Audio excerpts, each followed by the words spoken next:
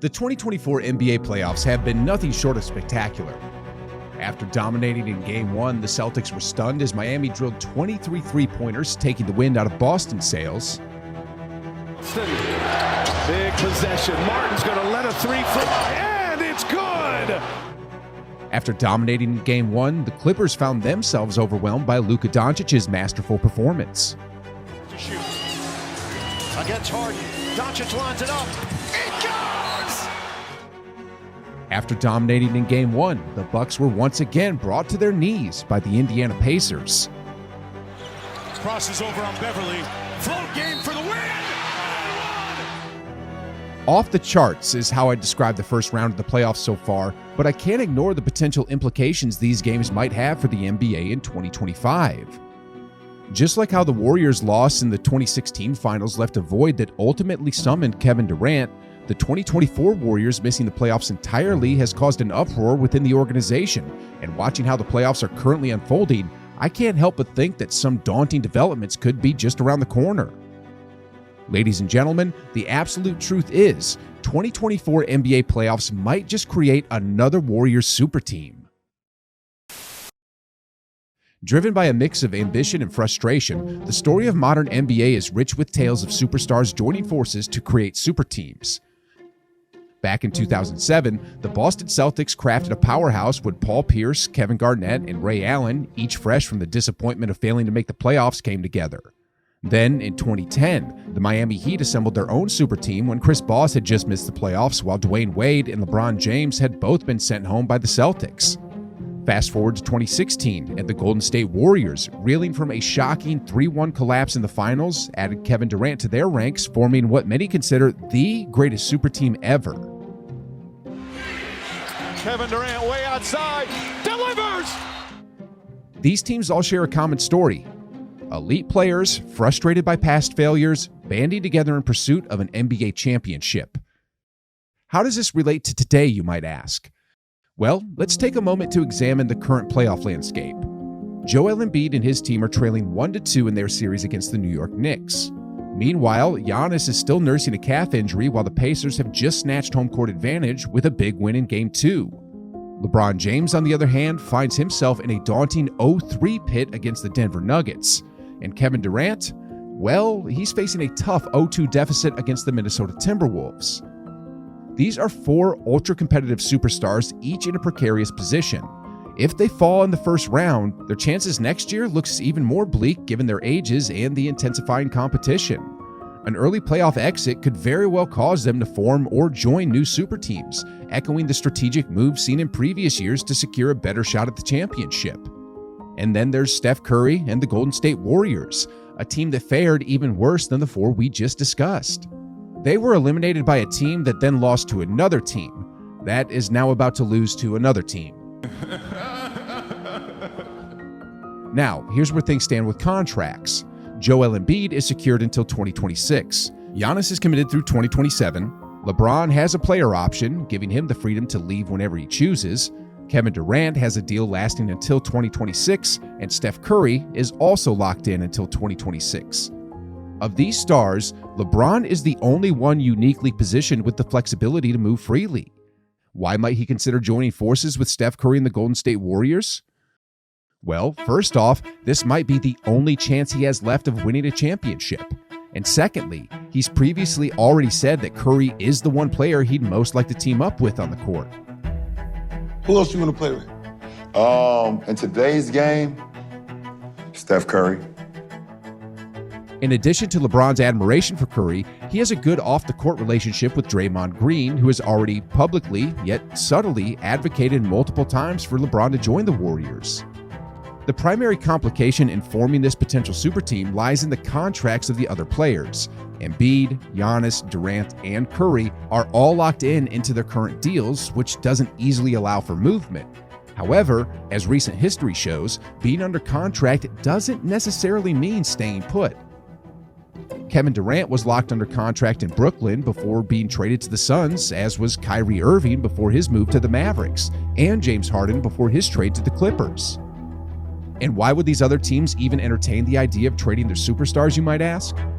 Well, once the 76ers realize they can't win a championship with Embiid, and once the Suns reach a similar conclusion with Durant, these organizations, if they're smart, should trade these players while their market value is still high.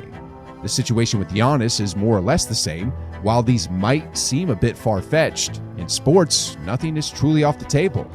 These are the dynamics at play currently. And while nothing has been publicly declared yet, once the first round of the playoffs concludes, and if these teams actually do get eliminated early, the buzz will certainly start to swell across the league. Adding another layer to all this, Steph Curry, LeBron James, Kevin Durant, and Joel Embiid are set up to team up for the 2024 Paris Olympics. They'll spend weeks together, working out, competing, and chasing a gold medal for USA, strengthening their camaraderie in the process. During these weeks, as they collaborate and strategize, it's inevitable that private conversations will unfold behind the scenes. Conversations like, want to team up to go win a championship together after this gold medal, could very well be a topic amongst them. Adding to this potential is the influential role of Rich Paul, frequently hailed as the most powerful agent in professional basketball today. His involvement could significantly facilitate the formation of a super team, turning casual Olympic camaraderie into a strategic alliance back in the NBA. Now's the next question. Why in Golden State? Why not LA, Phoenix, Milwaukee, or Philadelphia? Well, first off, Steph Curry has already cemented his legacy and won't leave Golden State. LeBron and KD, on the other hand, have already played for multiple franchises, and add to the fact that LeBron has the player option and has the most flexibility in deciding where he plays. Then with Joel Embiid and Giannis, they've both already declared at one point or another that they could leave if they feel their organizations don't have a chance to compete for a title. Additionally, San Francisco, the home of the Warriors, offers a vibrant lifestyle. It's been voted one of the most fun cities in the United States. This combination of factors could make Golden State an appealing destination for these players. Another counter-argument to all this is, why would LeBron leave Los Angeles, especially with Anthony Davis there already, and potential pursuits of players like Trae Young or Donovan Mitchell? Well, the reality seems to be that LeBron's patience with Anthony Davis is wearing thin. In a notable incident during a recent game against Denver, Davis failed to box out Christian Braun, leading to a pivotal offensive rebound and 2 points for Denver. This moment was captured on camera, showing LeBron visibly frustrated, spreading his arms in apparent disgust.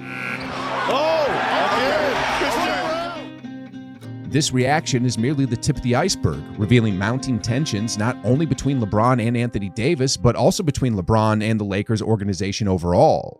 These incidents may be profoundly influencing LeBron's considerations about his future with the team. Another potential sweep or devastating loss to the Nuggets, especially following last year's sweep, could serve as the straw that breaks the camel's back for LeBron. Considering his history, we've witnessed him depart teams multiple times in similar situations before. I mean, he departed the Cavaliers in 2010 after another disappointing loss to Paul Pierce and the Celtics, left Miami in 2014 following a resounding defeat by the Spurs, and then left the Cavaliers again in 2018 upon recognizing their slim chances against the Warriors. In saying that though, here's a reality check.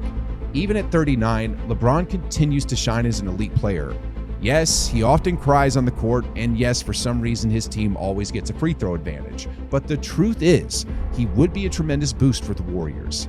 I mean, stats don't lie. LeBron averaged around 26 points, 7 rebounds, and 8 assists per game this season.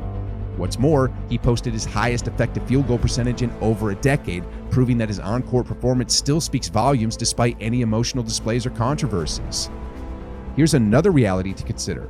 If LeBron joins the Warriors, it's likely to attract other ring-chasing players, like how David West and Matt Barnes, among others, chased rings during the latter half of the 2010s with Golden State. Anyway, with regards to the potential scenarios of Giannis, KD, and Embiid, I predict Embiid as the one likely to seek a team change if his team falters in the first round, joining the Warriors. This hypothetical Warriors lineup would feature Steph Curry at the point, Klay at the shooting guard, LeBron at small forward, Embiid at power forward, and Draymond at center. Off the bench, they'd have a formidable presence in Chris Paul, who could be enticed to take a pay cut to join forces with LeBron. Additionally, promising prospects like Moody, Pods, and TJD would provide depth and youth to the team's roster. Regrettably, for the Warriors to assemble this powerhouse lineup, they'll need to make enticing offers to acquire Embiid or any other third superstar. Jonathan Kuminga stands out as their top asset, along with Andrew Wiggins and various draft picks. Nevertheless, one thing remains certain. With such a formidable roster, the Warriors would immediately be back in the championship conversation, potentially dominating for at least a year or even 2, provided they could stay healthy. I mean, despite Steph and LeBron getting up there in age, their on-court performances continue to showcase superstar levels of play. But sheesh, guys, just imagine the sheer force of this team. The only downside I can foresee in this scenario is that the Golden State Warriors would likely become the most hated team in the league.